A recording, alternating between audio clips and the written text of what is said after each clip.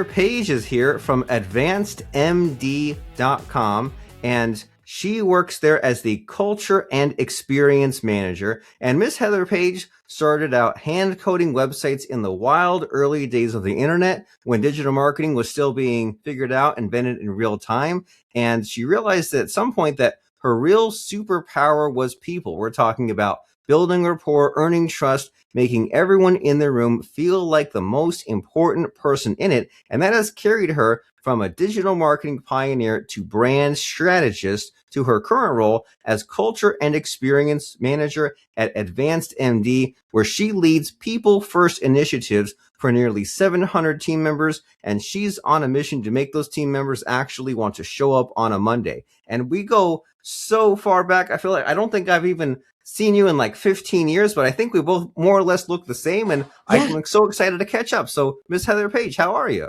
Oh, I'm so fantastic, Robert. Thank you so much for having me on this podcast. I really appreciate it. Yeah, like Robert said, we've gone back way long ago to the beginning of coding web pages and discovering all the stuff together in the early days. So it's been a fun journey.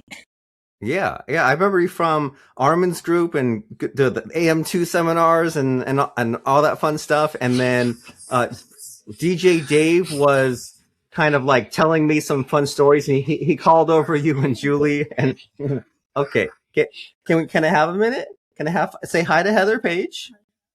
And, hi, buddy. And then we'll take a picture later. No, picture later. We're talking to Heather Page right now about internet marketing and about peopling. So and we have to juggle multiple hats sometimes, right? We have to embrace the silliness and embrace the chaos and so you're working at Sergeant Steam, and I remember like you had such a personality. I didn't realize that like Julie was your boss. I thought that you were the boss because you were kind of the more like larger than life character. And so like, what have you like learned along the way? Like you say you did like your web design skills and now your management skills, but what sort of value do you provide? Yeah, so that's a great question, Robert. What have I learned along the way? So what age hasn't taught me, working in corporate America has. So a lot of things have been taught, I have learned. So along the way, I started out coding websites, hand coding, like not having AI help you code them, like actually. Yeah, now it'll make the whole thing in 2 minutes. Right? Yeah. AI helps you, did you say, give me a website for this? And the next, in 30 minutes you have it. So, but no, actually putting in the dots, putting in the semicolons and actually hand coding these websites. But what I learned along the way is I started out there, but the experience hasn't really changed, right? The experience back then was how can you code this thing to connect to people to buy your service or your product, right? And so it really has that hasn't changed. So the connection part, really starting with that thought process of how can I connect to people? Even as back then when you're plunking away, how can I get them to be sticky enough, right? We learned about being sticky and way back when, your product has to be sticky. People have to be drawn to it, right? And so I started out by hand coding websites, which meant I always was thinking about the experience, how something feels, how it flows, how people interact with it. And that mindset really has never left. It's just expanded. So I worked with Sergeant Steam. And then when I left Sergeant Steam, I went to a medical device company called Bard. And we made ports and picks. And there, I hand coded a website that if it took you on a journey through the insertion of the catheter into the heart. And so with that mindset, you had this whole journey where your whole entire thing changed and this catheter went up into the heart. So doctors could see how it worked, or, nurses or whatnot. And so over time, I realized I wasn't just drawn to building digital experiences. I was really drawn to building human ones, human experiences. And so the same questions applied. Does this feel intuitive? Does it create a connection? Does it reflect who we are? And that really, you can take those questions and move that into your internal culture, right? And so as I moved into leadership, especially with brand and culture, I found out that foundation became a huge advantage. And so culture to me is a lot like a well-designed product. It's intentional, it evolves, it's built for people using it every day. So while my career started in coding, it naturally evolved into something broader, designing environments where people feel seen, heard, connected, and proud of being part of something bigger. And that's really what I lead today. Very nice. So you are all about that connection, and then what are the like sub goals and metrics for that, and then what questions do you ask yourself, and maybe you keep asking so that makes sure that way you can make sure you know what success looks like, right? Like if you're having the culture or making the web page, you're like, okay, like I see when a web page like looks good, but like why is that draw me to it, and why is that good? And we can either try to fumble and copy what we see, or like make it our own and say like, okay, well, what were they trying to accomplish? That's great for them. And now let me adapt it to my own and what I'm trying to accomplish. And as far as like climbing the ladder, that's maybe not natural for a lot of people, right? And sometimes there's these, I mean, I'm 2 hours away from like Silicon Valley and all that. And man, it's like cutthroat, fast paced over there, right? They'll like get a job and they'll take that job offer to job number 2 and get that job. And then as soon as they get it, they'll go and apply to other places. And it's like, how the heck do you even have time to think or do your work? Cause you're always like doing all this career stuff, but some people just like make it look effortless, make it look easy. And so I'm sure you've seen a few things, right? As far as like getting these jobs and finding the right fit and maybe like then advancing. So like, what have you learned in what do they call it out there, the Silicon Slopes, where it's like similar, like all this tech buildup? So like what has that been like as far as the, I don't know if like job hopping is the right way to put it, but the career advancement? Yeah. So we do have a lot of big companies in Salt Lake City and around us. We have the Silicon Slopes, and it is kind of cutthroat. And I feel like the people who are job hopping are trying to find that culture fit. They're trying to find the place where they feel seen, valued, heard, and really paid their value, right? And so if your culture, if your people are not feeling this, they're going to job hop. They're going to hop from one thing to the next. And culture is interesting because sometimes culture think, oh, it's just the benefits you offer or the perks, it's the free soda you get. It's the, just the little things like that. And it's really not. Like culture is, what people are thinking and feeling at the end of the day. Like on the weekend, if it's Sunday, are they excited and jazzed to go into the office or, work from home? Or are they, oh man, I need to go look for a new job because this just is not fitting my values and my personal culture? Because each of us show up uniquely. Each of us have our own culture that we bring to the table every day, right? And so Yeah. sometimes those don't mesh. And sometimes it's like oil and vinegar, and then you need to part ways. So I feel like when people are searching for that, that next thing, I really think they're trying to find the thing that is going to mesh and mold with them. Because you think about Adobe. Adobe has across the designer world, Adobe's rather huge, and they Yeah. have a culture of a belonging, and they have a certain culture that their people who work there fit that culture, right? And so that's just one of a lot of companies that you could say the culture matches their people. And so with people who bounce or who leave, one, either that's just their MO and they want to do cultures, they want to just find the next thing that's going to get them the most money, or they haven't really found what is tying them to that company, which would be their cultures are meshing together.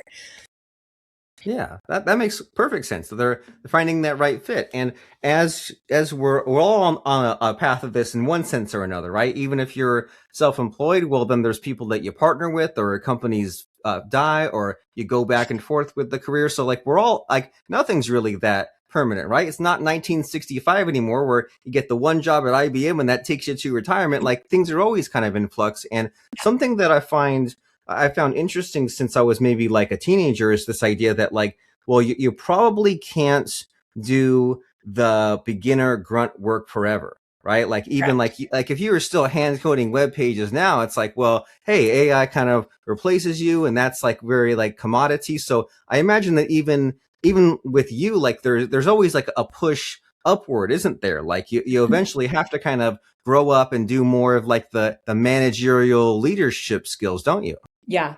Yeah. So the grunt, you talk about the grunt work. We all have to start somewhere. Not everybody is lucky enough to start out of college or out of school being the CEO, right? You have to travel up the ranks and you have to learn the jobs along the way and you have to put the time in. Just because you have a paper in hand doesn't mean you're going to go out there and be the top lawyer at one of the top firms in America, right? You have to do the grunt work to get the steps in play, and it's the same with any job. And so I think of it as, I work in AdvancedMD. I worked in marketing for many years, and I started out as their web designer, and then I was their culture design manager. And along the way, there were different communities and things within AdvancedMD that I did. And so I was part of the culture committee.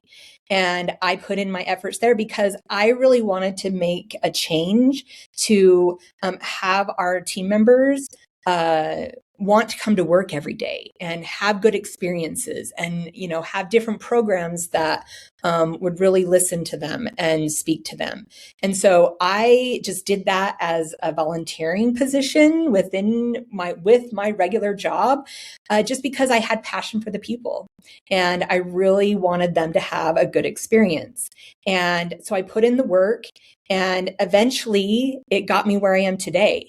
And so earlier this year, I was given the opportunity, and they created this position for me because they saw a need. They saw a need that one of our pillars is people first and always. And so they put me in this position so that we can, have that pillar be uber strong and support the rest of what needs to happen in the company. And so I would say, if you're not doing these things to get somebody's job. You're doing them to be curious and to be a better teammate and to be a better leader, to be somebody who can be relied upon. So I am just very curious. I'm very curious with a lot of people and what they do, because not one job is any more important than another in an organization. Like you look at a hive, look at the bees. You have worker bees. Their job isn't any more important than the bees who are inside the hive protecting and building, right? It takes everybody to build a strong organization. So, if you have any of those outliers who are like, oh, I am an engineer, I can't possibly be bothered with support. Wrong. That's so wrong, because support's your front line. They're going to be the first one that says, hey, this is what's wrong with our product. And they're going to be the first one to tell you, hey, we're hearing this. We need to fix this with inside the product. Ooh, nice. So collaboration and problem solving, and you're doing something right, definitely. If they create a new job position like specifically for you, that's really cool. And I don't know if you're like on the clock now or whatever, but we want to make you look good to Advanced MD as well. And look, you mentioned them a few times. And so kind of in spirit of that, can you tell us a little bit about Advanced MD? Like, what do they do? And like, why was that a fit for you? Like, why were you drawn to them out of all these other companies you could have applied for? Yeah, so it was interesting. I worked for the medical device. So after I worked for Sergeant Steam, I worked for Bard, a medical device company. They were bought by a bigger company. And then my whole team was laid off. And so they already had a media team, and they're like, you all are gone. And so that was a huge hit to my ego. I thought I had provide value and whatnot, but things happen. Everyone is replaceable. Unfortunately, like, you can think, oh, I'm not replaceable, but you are. And so, I had to wrap my head around that. And I got thinking, okay, what industry do I want to be in? And so I thought, okay, maybe I want to be in the craft industry, because I'm a big crafter. I love crafting. And so I'm like, okay, I'm going to apply for Cricut. They make machines that cut out paper. And so I applied for Cricut, and across the street from that company, there was this company, AdvancedMD. And I happened to I happened to find them through a job, maybe Indeed or something. And I'm like, okay, I liked the medical industry. It felt fairly secure, because it's always advancing. And so I put in my resume at AdvancedMD. And so I met the leader here, the director of marketing, and he's like, this is the best, you're hired. Like, on the spot, he was like, you're hired. This is great. Whoa. And so what AdvancedMD is we have medical office software that helps doctors run their practices.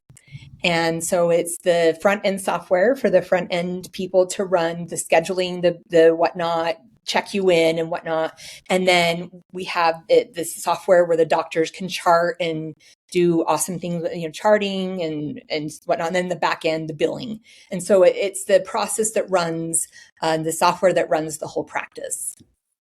Very nice. And it's so, like we said, it's so needed now, right? Because just the technology is advancing, and you hear like statistics all the time about the aging population, and it's a good idea in general just to stay healthy and get your body checked and go to the doctor, because there's only one of your bodies, and it's guaranteed to break down and fail in all kinds of number of ways. And so, like, as far as people and like, doctors, providers, like using this solution, what's the usual situation? Like, do a lot of are any doctors like still doing it by paper, or are they using some weird system they don't like? Or like, what's the before picture when like AdvancedMD is looking to like get some new client?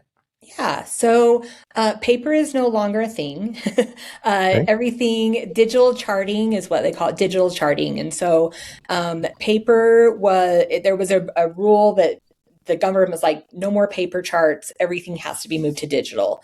And so that's where AdvancedMD comes into play. And so we have things that there's really cool technology also coming out with AI, and what's going to be happening with our medical field with AI coming on the scene. And so AdvancedMD helps doctors get more time back in their day, because they're not having to think, okay, I had this session or this appointment with a client or patient, and now I have to remember what happened in that session, and I have to go write that down in the chart. So things are coming to play where there's listening happening and everything is charted. So they're not having to go home after a long day seeing patients and think about, okay, what did I tell this patient, and charting along the way. Or I've been in doctors' offices where they have their little, I hate to call it the minion, but they have their little helper there that's charting as they're going along. And so it's really helping the doctors connect more with their patients and providing that personal experience and that personal culture with their patients. And so doctors can get more time back in their day. So get more time back in their day to do the things they want, to spend more time with family and loved ones, and really our software helps them with all of that. Very cool. Very much needed, because you're giving me flashbacks to like 10 years ago plus, when I was doing more podcasting like this, or like getting first started with it. And like, I would have a piece of paper and like take notes, but then it wasn't a good look, right? Because I'd want to like remember what you said and then like say it back or use it later on, because we didn't have like the automatic notes back then. But then I'd be kind of like head down and nodding, and it wasn't a good look. And I can only imagine if you go and see a doctor and there's all the kind of like sort of mean-spirited cliches, like they're only going to listen to you for like a 15-second window. And it's like, well, well, but there's a reason for that, because there's like so much to do, and it is human nature to like do something really important and then switch gears, and now that other new thing requires your attention. And like the AI note takers, especially in the past like year or two, right? Like you hop on a Zoom, it shows up, it sends you a report later. It seems to be getting more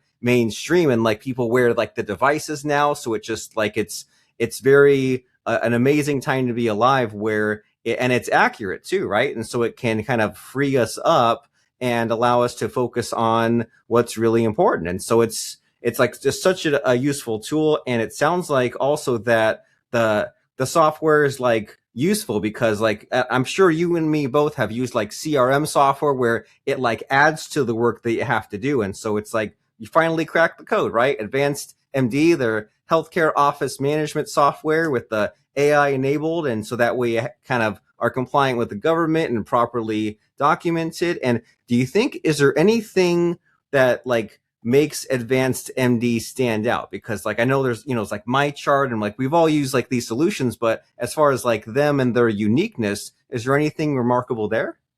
Yeah, so I feel like the capabilities that are coming up with the use of AI, that's going to set us above our competition for sure. Also, our implementation and our professional services team, the service you get after the sale, right, is so hands-on and valuable. We are going to help you onboard and help you get used to the software, because I mean, people have been with different softwares now for maybe 10 years because it's been mandated by the government, no more paper charts, right? And so the electronic charting and electronic stuff has been really enhanced, or been really on the scene for a while. And so we're going to hold people's hands through the process, because it's not easy to switch from one thing to another, right? It's not easy to go from like if you get a new car, it's not easy going from a car that you knew every bells and whistles, you could be, touch something and know where things are just with like this, because you're really familiar with that. And then you move to a new car and you're like, oh man, this is a cool feature, but damn it, I hate this new car because I can't figure it out, right? And Yeah. so having that personal touch and that personal someone to help onboard you, to help get you and your staff comfortable with the product is what sets us apart. Very nice. Yeah, and with software, it's so important, right, to do that onboarding, because it might seem intuitive to you as the creator or once you get up to speed, but yeah, like, and especially who knows what kind of weird system that you come from where you got kind of locked into a certain way, you have to unlearn and relearn. So a very needed thing to do is like that personal human touch and the onboarding. And so there's so much cool stuff that's happening, and I'm sure there's many just excitement for the future as far as Advanced MD, but also in the trajectory of Miss Heather Page. So I'm just curious about what you think is left to chat about. It's time for me to ask you about that missing question. So in this conversation we're having, Miss Heather Page, do you think there might be a question that I should be asking you, I just don't know what to ask you? Oh, that's awesome. Okay, so I there's so many questions that I mean, I could talk to you all day about lots of stuff, but um, what's a question that, oh gosh, and thank you. I'm sure we can edit some of this just so I can think about this, but um, I think the biggest question is take care of your people. Uh, take care of your people, though inside and out. So inside your company and outside your company. And I'm a huge believer that if you take care of your people inside of your company, they will take care of people outside your company. And then that it's a win-win. And so really talk to your people, really listen to your people, and not in a transactional sense, right? Where you're collecting data and doing nothing with it, but actually acting on that data. So we do surveys twice a year, and we look at the data. We have it anonymous. We look at the data and we're like, okay, where are our holes? How can we fix our holes and make this a better experience for our people? And so my advice is to and this is for the employees and the team members listening, my advice is to stop waiting for permission to be interested in things outside your scope of work. So go learn how your sales team thinks. Go sit with support for the day. Genuinely be curious about people and find opportunities like that to really help gather around people and network that way and build rapport, because and really be a human being in the process, because people at the end of the day remember how you made them feel in a conversation longer before they remember your title, your resume, your content you're talking about. And so building that rapport isn't a strategy, but it's your superpower. And it's one that never goes out of style, no matter how much marketing landscape changes you, how much your company evolves, how much your industries evolve. That is a real superpower, is just building that rapport. And I've seen it through my whole career. I remember going to these seminars, and I would just get so pumped and so jazzed because I was there learning about other people. And, along the way, that kind of followed me. And every time I would get a promotion, or I would get a new opportunity, it's because of the people and the rapport I built with people, and really listening to them and understanding them and helping them feel seen and heard. And so that's probably the biggest thing, is, build that rapport and be genuine. Be a genuine human. Don't go into conversations just trying to sell your product. Really, before you can sell your product, you need to learn about the person. I always laugh, because it's like, if somebody is trying to sell me something and they ask me to buy on our first interaction, it's like, dude, would you ask me to marry you on the first date? Because that's exactly what you just did. Like, you need to build that rapport and, get those lines crossing, because don't just push your product on people either. Just be genuine. Very nice. Evergreen skills there of curiosity, listening, empathy, follow through, and everything in between. So you've learned a lot and you've helped a lot, and you're currently working at AdvancedMD.com. So if you are someone that needs everything brought together, take better care of your patients and your practice, they have this, it's unified, AI enabled with your EHR, your electronic health records, practice management, patient engagement. When documentation piles up, claims get kicked back, and systems don't talk to each other, growth feels impossible. So that's why you need to go to advancedmd.com if you're in need of this medical office software. You can talk to an expert, get a live demo scheduled, and you could run your practice your way and not have to be bogged down with all the notes. Speed up your day because there's AI-enabled automation. And as Ms. Heather Page has been saying, there is a 90-second average response time. They have wonderful support, 24/7 live chat. So you get your practice in the modern era. And if you're using a system that you don't like because it's mandated by law, well, then maybe there's a system that can be better used by you and your team, AI automated and so much more, and you use it and you'll love it. And so, man, Miss Heather Page, we can't let another 15 years pass before we chat again. We'll be in the 2040s. We'll both be in old age. So it's good to keep in touch and connect. And it's been just very enlightening and encouraging to hear about what you've accomplished since then. And just, you're the same old bubbly personality I remember. So thanks for taking the time. Thank you, Robert, so much. I truly appreciate you. And yeah, don't let it another 15 years go by.